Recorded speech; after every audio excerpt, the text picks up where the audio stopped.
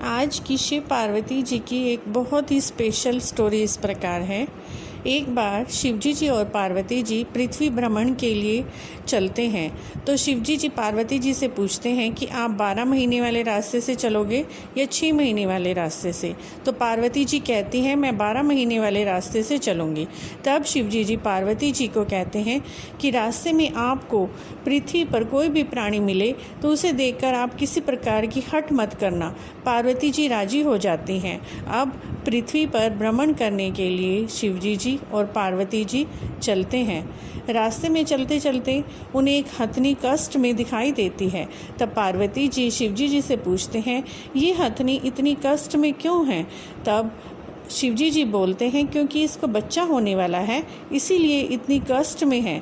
उसे देखकर पार्वती जी बहुत ही उदास हो जाती हैं और शिवजी जी को बोलती हैं कि मेरे तो गांठ ही लगा दो। शिवजी जी बोलते हैं गांठ लगाना आसान है, खोलना मुश्किल है, अभी आगे चलते हैं। तब आगे चलते चलते वे एक राजा के राज्य में पहुंचते हैं। वहाँ पर चारों तरफ उदासी छाई हुई होती है।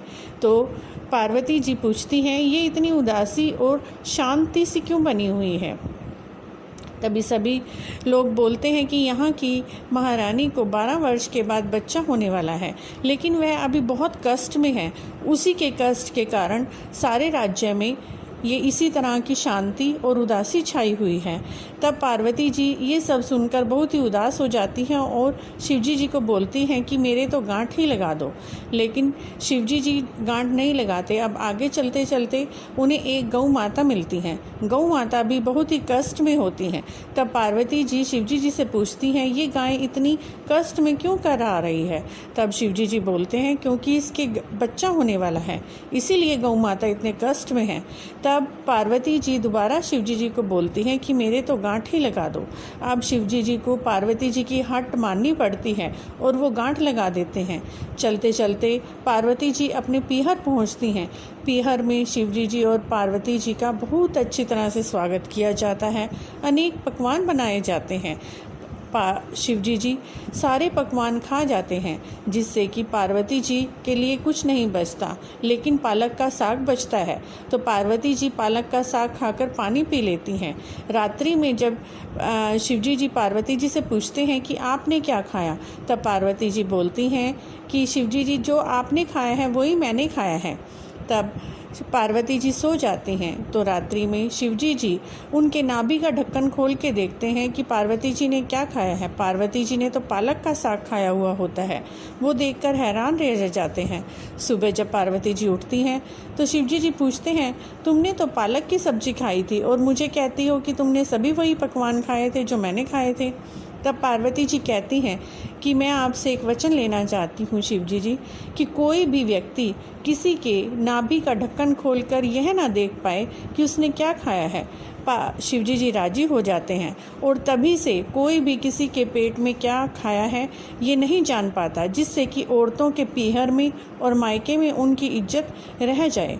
यह सुनकर पार्वती जी खुश होती हैं। अब वह दोबारा अपने धाम में चलने के लिए तैयार होते हैं। वापसी में आते आते देखते हैं रास्ते में वही गाय माता जो कष्ट में करहा रही थी, अब उसके एक सुंदर सा बछड़ा है और वह उसे प्यार से चाट रही है, जिसे देखकर पार्वती जी कहते हैं कि माँ अपने बच्चे को देखकर कितनी खुश हो गई हैं। और वह शिवजी जी से अनुरोध करती हैं कि कृपा करके मेरी गांठ खोल दो।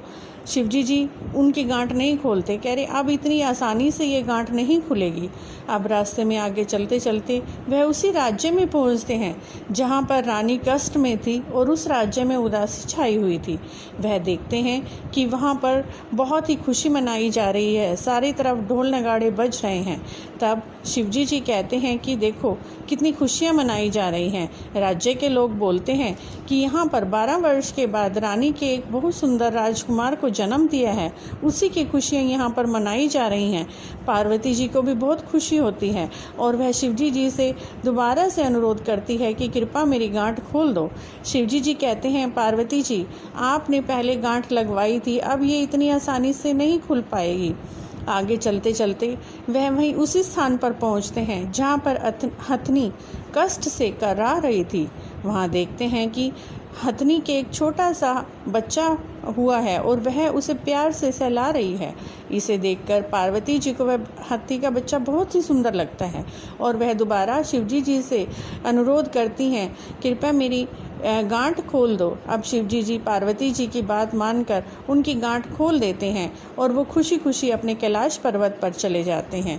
इसी प्रकार जैसे भगवान शिव ने पार्वती जी की गांठ लगाई वैसे किसी की मत लगाना, और जैसे पार्वती जी की गांठ खोली वैसे सबकी खोलना, हमारी भी खोलना और सभी की खोलना, सुनने वाले की भी कहने वाले की। सभी को अमर सुहाग देना, उनकी गोद हरी भरी रखना। जय श्री कृष्ण।